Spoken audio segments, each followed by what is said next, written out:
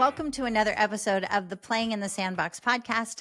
I am Tammy J. Bond, your host, and I'm thrilled to have you join me today as we delve into a topic that resonates deeply with leaders everywhere right now, and that's about supporting teams in the aftermath of major world events or trauma, or even local trauma and events. And in today's episode, we're going to be navigating that delicate terrain of leadership during emotionally heightened times, specifically focusing on how you as a leader can cultivate sensitivity and empathy and resilience within your team in the wake of significant global events such as natural disasters, political upheavals, or acts of violence. The ripple effects can be felt far beyond the immediate impact zone. And your team members might be impacted in ways you don't even realize, and it can be showing up in the work they're producing. And we're going to talk about that along with workplace and team dynamics today in these trying times. And as leaders, it's our responsibility, friend, our responsibility to create safe and supportive environments where our teams can process through their emotions. They may not have the ability to do that home or outside of the work environment, and you don't know the lives you'll be changing and transforming by creating those spaces in your work environment today. So whether you are a seasoned leader looking to deepen your understanding of empathy in the workplace, or a budding manager eager to support your team through adversity, this episode's going to be for you. We're going to be unpacking some trauma and talking about self-care in the process, and how you can implement these things with your team so that you're up-leveling them to new levels in spite of what's going on in the world around. I'll see you in the sandbox. Okay, welcome back in. I'm glad that you're here. And I'm really looking forward to having this conversation today because I think it's so important. Oftentimes I see that in organizations and teams with leaders, we move past a trauma or a traumatic event too quickly. We also aren't tuned into how trauma, whether it's across the world, whether it's in our own community or across the country, might have an impact on a member of your team. We don't know where all of the family members are, where our friends are, where people are living that we might actually have connection with, that could be being impacted in such a negative way by one of these horrific events that are happening. And it's our opportunity as leaders, and I'll even dare to say our responsibility as leaders, to create an environment where we bring our people together just to process. It doesn't mean that you're going to be set up by the end of this episode to fix anything, because Lord knows we can't. What we can do, however, is give people the tools and the strategies to navigate, and we can be a safe landing place for our team members, for our peers, for our colleagues, when they might be experiencing a response or reaction to a traumatic event. And, I've spoken many a times on this show about our daughter and our family that struggled with living with and processing through life with someone with severe mental illness. It has not been easy. And I've realized myself in recent weeks just how much the trauma of that for us as family members on the other side has impacted our relationship, our processing, our communication, our sleep, everything. And here we just thought for so long it was an individual, and if we get the help for the individual, we're all going to be okay. Well, silly me, I know better than that. And it actually has impacted all of us in such a way that even with having that individual out of the home for a while, so we can all get some health and perspective, so we can be better to move forward, has had a ripple effect that even in all the work that I've done in this arena, I was not even quite fully aware of how it would impact. And I'm sharing that personally with you because I believe that what's going on in the world and the upheaval that's happening and fighting between countries, and you turn on the news and you're hearing about destruction and war, and you're hearing about looting, and you're hearing about hijacking or cars being carjacked, and you're hearing about all of these things that are happening because we're in a 24/7 news cycle. And we know that, trauma and drama and upheaval sells, so they're putting it all on us. And I think in our young people are being impacted in such a way.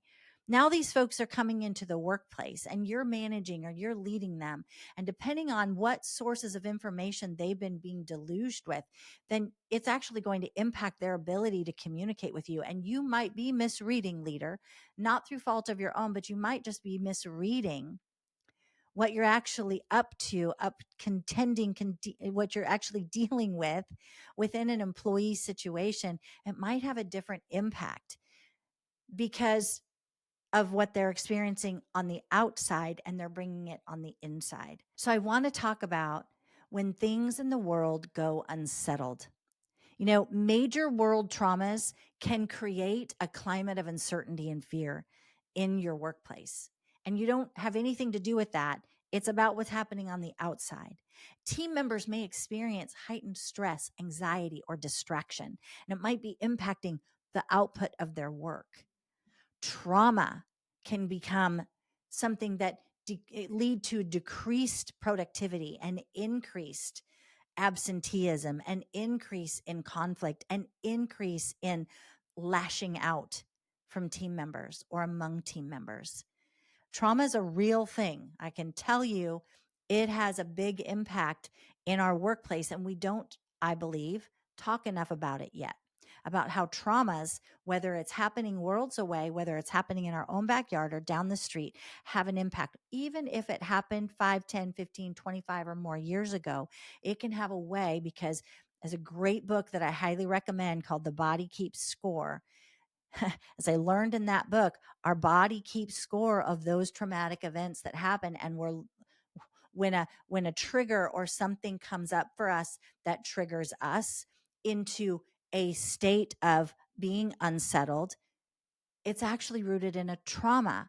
And that can lead to, as I said, the decreased productivity at work. So what are you looking at? You're looking at the decreased productivity. You're looking at the guy who keeps saying, well, my car broke down, my garage door broke down, my kids got, my dogs got, there are all these excuses of why they're constantly late for work or not coming in. Maybe that absenteeism has something else deeply rooted. And you as a leader have an opportunity to talk about it. It could be a trauma, not because I'm not asking y'all to get ready and get trained up on how to deal with trauma or how to, I want to say that different. I'm not asking you all how to, to get all trained up so that you can navigate through with people their trauma, because that's what therapy is for. But as a leader, it's our responsibility to be aware of what are the triggers that could be, or what are the outcomes that could have an underlying root of trauma in our workplace. And right now, with as unsettled as our world is, that could be something major for one, two, or more of your people. And if you're not asking the right questions or having that listening ear, you're going to miss it and you're going to diagnose it as they're just underperforming in their work, and you're going to dismiss the reality of the life that they're living. I'm grateful that I'm in the environment that I am. I have supportive people that when I have been going through challenges, I have supportive people that know when it's not like me, or when my behavior or my mood is not like what they're used to me being. Not that I need to be happy, happy, go, go all the time. I got over that years ago, sort of. But I have people around me that will call me or that will pull me aside and say, no, how are you? Tell me what you're feeling. This could not have been easy, what you've just walked through. And I can let them know in a safe way, I'm okay. Here's how I'm dealing with it. Or, hey, my therapist is on speed dial. I've got it covered. I'm grateful for that. You might have people in your workplace that don't have that. And not that you are the therapist on speed dial, you are the leader to help equip with resources your people, just as you equip your people with resources to do their jobs. In these times, your people might need some equipping of resources to be able to navigate these uncertain times, because when work environments become emotionally charged, it affects communication, it affects collaboration. When we don't get underneath what's the emotional charger, then we're just going to continue reacting to what's affecting on the surface, the communication or the collaboration. And leader, you get to be an additional support, right? The world might be impacting us in a negative way. Um, You get to be someone that helps your team members learn to cope with the impact that the world might be having, the world of trauma, if you will, might be having, just by the way you set up what I'm going to show you in the next few minutes. First, I want to help you understand trauma. It is absolutely a psychological and emotional response to distressing or disturbing events. Remember, I said that people can have a trauma event that happened 10, 15, or more years ago, or 5 days ago, something traumatic that doesn't impact them. It's kind of like delayed grief. It doesn't impact them until all of a sudden something happens, and it does. That moment can result in all sorts of upheaval in your work environment when that comes out. Trauma can result from a single event or ongoing exposure to stressors like abuse or conflict. I did not realize the ongoing exposure of and stressors that we had with our daughter and what she brought in because of a mental illness she did not ask for. It's not something that she signed up for. It's something that was put upon her. And unfortunately, in that process, it's also impacted the rest of us. And I didn't realize the exposure of that added the amount and degree of stress until my doctor had a very serious conversation with me. Why am I sharing this personally with you? Because I've personally been impacted in recent months, not only at the home front, but now seeing all of the things that are happening at a different level in the world. And I'm grateful for my faith. I'm grateful that I know the end of my story. I'm grateful for all of that support that I have in my friends. And I also know that I have work to do so that I don't allow these stressors to continue to negatively impact me from the trauma that I've experienced over the past. Because common reactions to traumas include anxiety, fear, shock, difficulty sleeping, or concentrating. You might be seeing some of that in your workplace, and it's up to you as a leader to be sensitive to it. Now, collective trauma refers to wounds experienced by communities or societies during significant events like disasters, wars, attacks. We have seen that playing out live and in full color on the news with what's happened abroad. And what, while it might be happening on other soil, it's impacting people here, depending on who they are, what their beliefs are, what their religion is, where their family's from, where their point of origin is. All of those things can have an impact. They can be those all things can be true, and it can be impacting them. And maybe they don't know how to bring it into the workplace. But you showing an empathetic ear, friend, you get to be the leader that allows them to come in and bring that story for healing, for not to be healed there, but to see it's a safe space for them to be themselves. And therefore, healing can also begin to bud, if that makes sense. Trauma can erode social cohesion and lead to mental health issues, substance abuse, and social unrest. Okay. This is not new. This is information. It's been out there for a long time. It's interesting as I go through and study and have been studying about the effects and impact of trauma on adults in the workplace, childhood trauma specifically, how it impacts adults in the workplace. And that unrest, that substance abuse, the health issues, the absenteeism, when we get underneath it, can be tied back to. Now, again, leader, I'm not asking you to go in and get your license in therapy so you can conduct therapy sessions. That's not it. However, hopefully in your organization, you have access to counseling services, and you might be able to make a recommendation if you see some of the behaviors in people that might be, or they expose that it might be rooted in feeling of trauma or past experiences to trauma. You can be a resource giver and equip your team members to reach out to get the help. That's also creating a psychological and emotional safe environment where your team members can come and share their feelings, their fears, their concerns. And right now, I believe people are wanting to talk. I believe the people are wanting and needing, more importantly, to have a conversation because the effects that they have felt with what's going on in the world.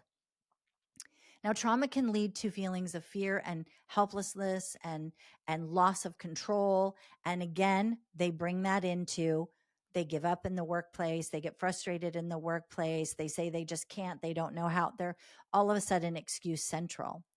And that can be rooted in something very deep. Your opportunity as you create these safe environments for people to talk gives people the chance to share their truth of what's happening, because we know that trauma can impact relationships, work performance, and overall well being.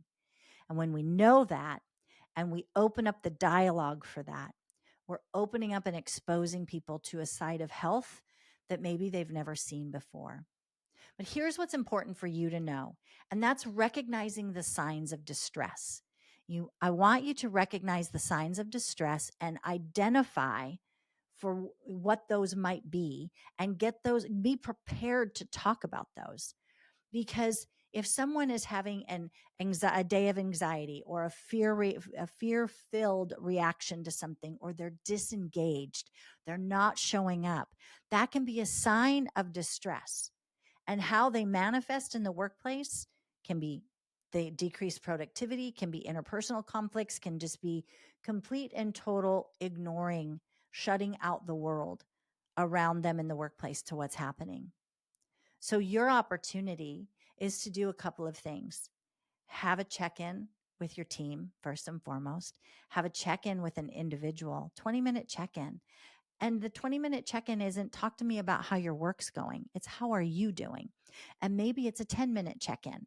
It's just a how are you doing? Here's some of the things I noticed, Joe, and I want to talk with you about them. Talk to me about what can I do? What resources do you need? What supports do you need? Tell me how things are going. Tell me your response to this. Now, listen, this is the real key too. You might not know, or your team members, friend, might not know that what they're up against, what they're dealing with, what they're stressing about, what's bringing them anxiety, they may not know. They may not be able to name it. But by you having frequent check-ins with them, just wellness checkups, how you doing? What more do you need? How are things at home? How are things in the community? Tell me how you're experiencing the world of work right now. Those simple questions just help people to feel that they can come to you and talk to you. And then you do nothing with it. It's not like you're going to go out and share that information. It's that you want to just check in and help people to feel seen and help them to feel understood in whatever it is they might be experiencing in that moment. You see, when we do that, we're creating that safe and supportive environment.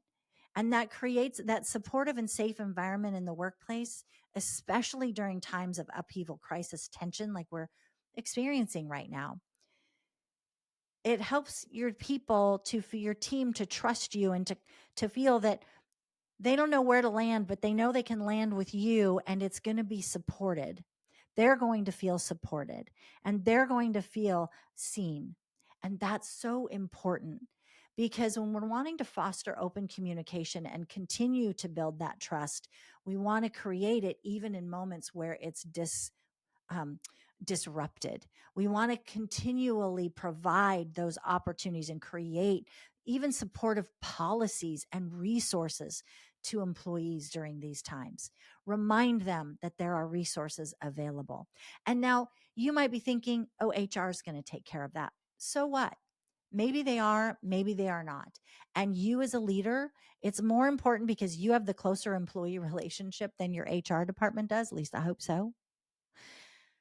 You are the one to create that, to give that word of encouragement and strength and support and the resources. You equip your people with the resources.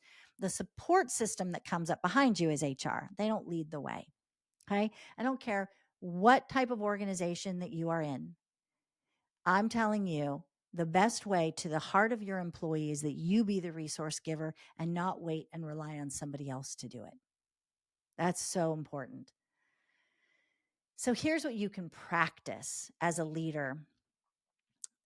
You know, we've talked about it on past episodes of this, just the importance and significance of empathy in leadership, and practicing empathetic leadership is really truly the understanding and acknowledging and responding to the emotions, perspectives, and needs of your team members at any given moment with compassion and sensitivity.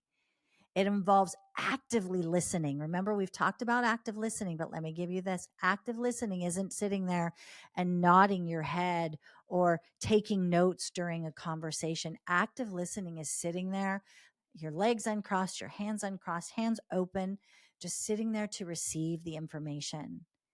And then ask a great follow up question. What more do you want to say about that? Or what more do you want to say to be complete? When someone is sharing something distressing, that just says you're welcoming it, right? That active listening demonstrates understanding and validation to the other person's experiences and offering support and assistance as needed. You're not there to fix, you're there to support. That is a big, big thing to note. When people are coming in distressed, no matter what the reason is, you're not there to fix, you're there to support and offer assistance as needed. And again, assistance doesn't mean ultimately you're fixing it. Assistance can come in the form of a well-placed question. Assistance can come into a referral. Assistance can come from a recommendation. Okay. I want to be clear about that because I've had leaders in the past they're the fixers. I've been one where I want to just go in and fix it because I want to move quickly through it. And the reality is if I'm always doing the fixing, I'm not empowering and equipping the person on the other side of the conversation to find the fix for themselves.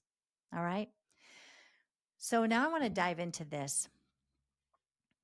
What your role is as a leader, as a manager of others in supporting team members through difficult times. So we know that empathetic leaders create a safe and supportive environment where team members feel valued, where they feel seen and heard and understood. It's also about demonstrating genuine care and concern and well-being. And empathetic leaders are attuned to the emotional state of their team members, recognizing the signs of distress we talked about and offering that support. And you can provide that space for team members to express those emotions and share their concerns and seek guidance. And this is the key, without fear of judgment. Okay. Without fear of judgment or retribution, if you will. That's super important to create that environment with your people. It promotes that resiliency that we want to see and that everybody thrives in, that emotional well-being within teams and helping team members navigating these difficult times with greater ease and confidence, because it's not a matter of if challenges and upheaval are going to happen. And in the world today, friend, we're seeing it at whole new levels. And it is concerning. It is distressing. And you might be feeling it as well. So I don't want to set aside that you can't take care of you. No, because that's where exquisite self-care comes in. You also can do it for your people, but implementing these same tips of getting into talking with people and finding that safe place to land so you're open to be able to allow your people to come to you. It's not that you need to take it all on for you and for them. Find it for yourself first as well as your team members so that everyone is healthy. And that really models that compassion for self. It models empathy and it models that culture of kindness and understanding and mutual support. And it strengthens team cohesion and morale when we do that. Now, I've talked about self-care and I want to talk about implementing self-care. And I want to share this with you. I actually have a resource that I want to get free into your hand, and you're going to see the link to it. I'm going to get it. It's going to be available for you, and you follow me on whether it's Instagram or LinkedIn, or you're going to have the link for getting your copy of the Exquisite Self-Care Tips booklet. I wrote this booklet many years ago now, and it has 52 self-care tips in it. Now, it was originally written for women, and that's okay because men, you can use it too. Because that was a demographic that I felt really was not taking good self-care of themselves. So now I see this exquisite self-care is about everyone. And right now, to understand how to use it, even taking it, getting your copy of it, downloading it, and taking one of the tips to your team and sharing an exquisite self care tip once a week with your team of, hey, do this week, and then report back to me. At your team meeting, you can give them that tip. Why is that? Because self care for leaders, for yourself, and managing others is important because you're managing your emotions, you're managing your responses and reactions in any situation first by taking care of self before you can pour out to others, right? I cannot give from an empty cup. I cannot pour out from an empty cup. So fill your cup through exquisite self-care, share those tips with others. And I believe the more that, being a resource and equipping people on how to do that is going to be a real game changer for you as a leader, of others and of yourself, learning how to be a resource giver, not just the fixer, is going to help. And I want to encourage you again, you can go to my website. You can get the link there and download your copy of the Exquisite Self-Care Tips. You can go to bondgroupenterprises.com, tammyjbond.com. Again, you can find me on all of the social platforms and reach out and get your copy to download today so you can learn your own self-care, but then you can also be a resource giver to equip your team members as well. So moving forward, I want to talk about building resilience because these traumatic events, these difficult times happen, but how do we move forward from that and build resilience? Well, first, we really want to understand what resilience is, what it means. And it's the ability to adapt and bounce back from adversity. And it's really the ability to do that in health. And the key components of resilience include emotional regulation, problem solving, and social support. You see, you might be having someone on your team that's an underperformer. That person I was talking about earlier that gives the excuses all the time of why they're late for work or why their projects are never done on time.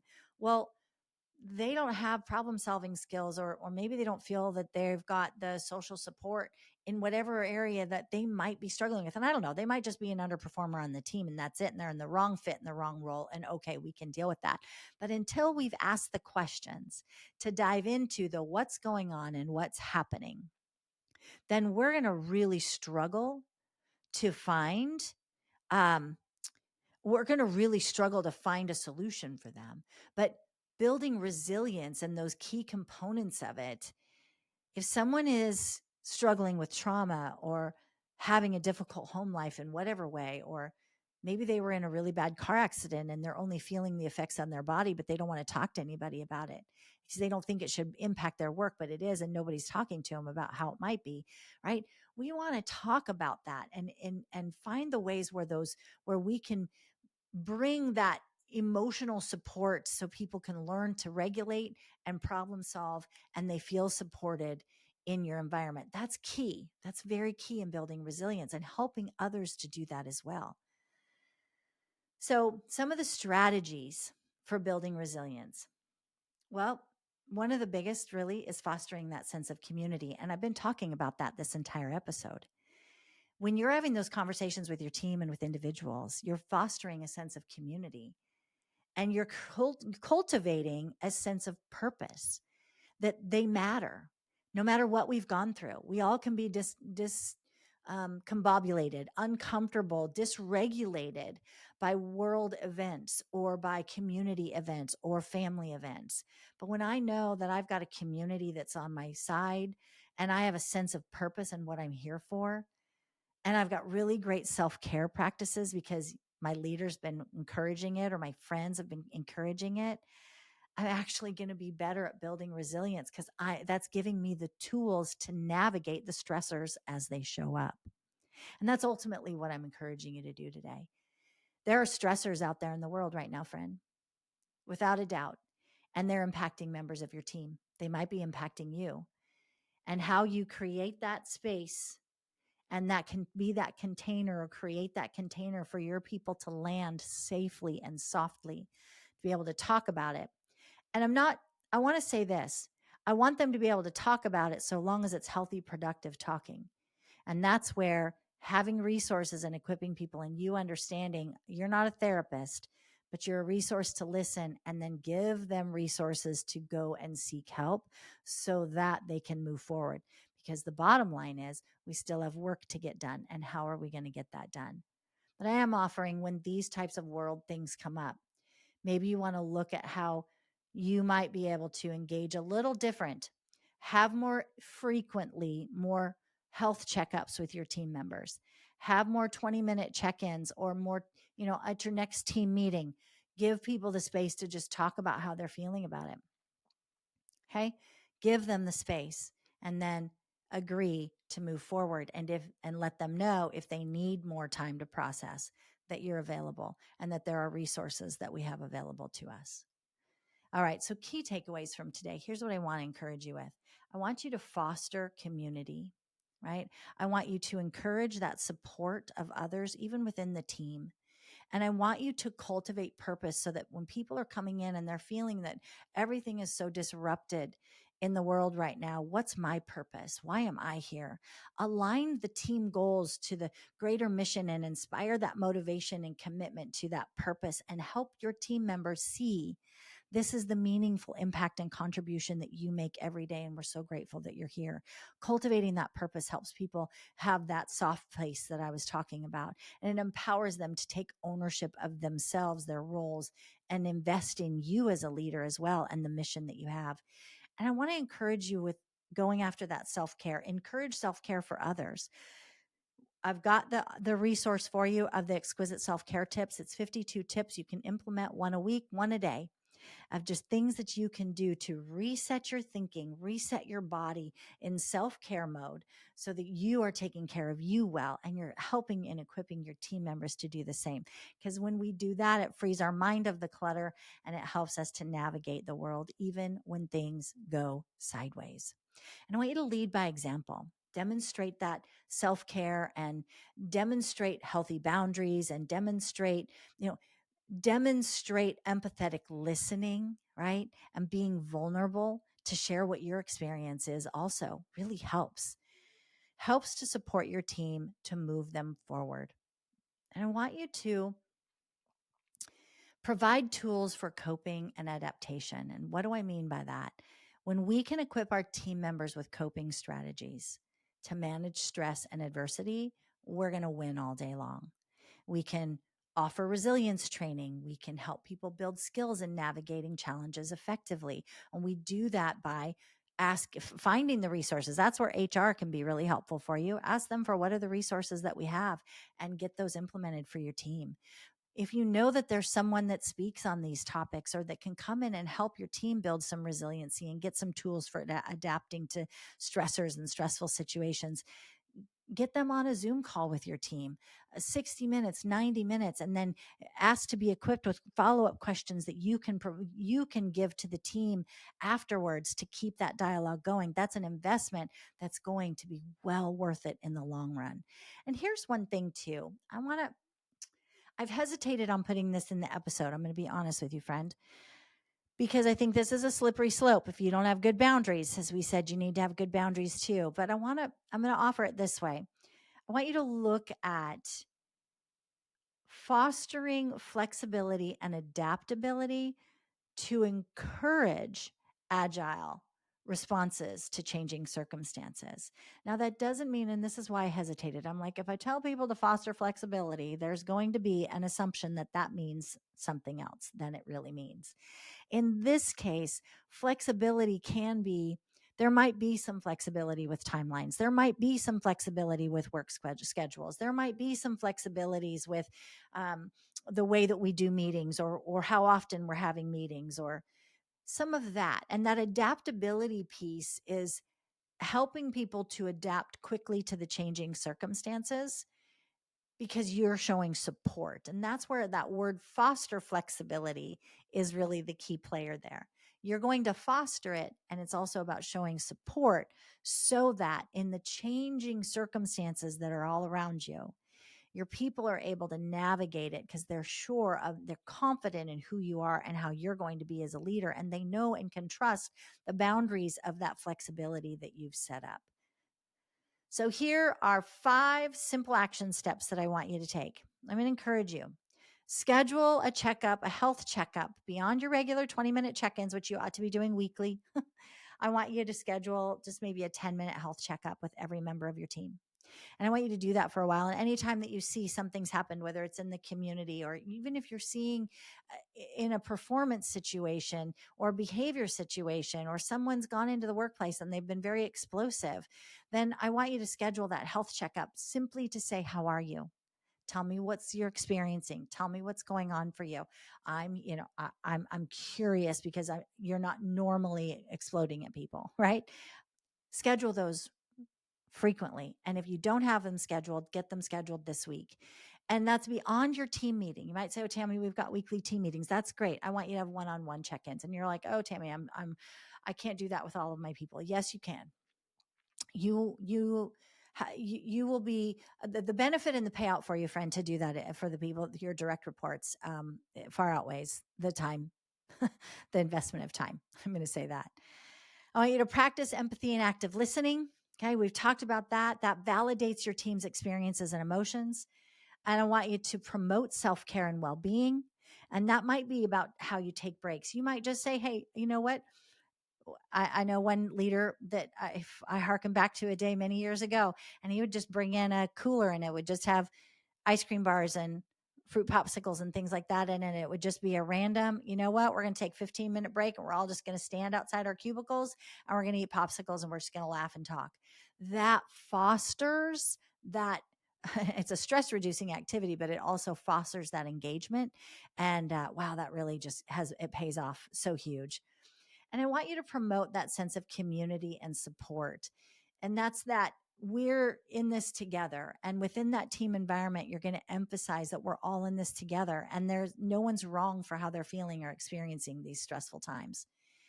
And I know, friend, that by implementing these steps, you are going to help your team members to navigate in times of uncertainty in a way that maybe you've never seen before. And I don't know where the world is going. No one does right now. What I know to be true is this: we as leaders have a responsibility and a role to play in how we help our people navigate our work environment. And we want to do that from a position of strength. We want to do that from a position of empathy, from a position of courage. And we want to do that by fostering that collaborative environment of trust and safety. And when we do that and we allow our people to show up and share what they're experiencing and talk it through with us, it has an amazing and resounding impact on what you're creating for the future. And you can take these simple, compassionate steps in your work environment to help your people navigate through trying times during emotionally heightened, world-changing times. With resilience and empathy on your side, you're going to create an environment that has a beautiful, beautiful, collaborative, supportive, and feeling of friendship, which is what everybody wants. Well, thank you so much for joining me in the Sandbox today. My hope is that you're leaving with some new tools, tips, and strategies to navigate your personal leadership, your team leadership, and your next bold conversation, your next compassionate conversation, more importantly. And hey, it would mean so much to me if you would share this episode with a friend or a colleague that you feel could truly benefit what we shared here today. You know, third-party affirmations go a long way in today's world economy, and I would be honored if you shared the value that you gained from spending time in the Sandbox today. And make sure that you subscribe wherever you listen to this powerful content, and that you head on over to our YouTube channel and subscribe there also, because we're going to be dropping some new tips and new content for you there on a more regular basis. And I want you to get it in your inbox first. Now, remember, friend, leadership is not something that you're born with. It's something that you grow into. I want to thank you for taking time to grow into your next level of leadership in the Sandbox today. Make it a great day.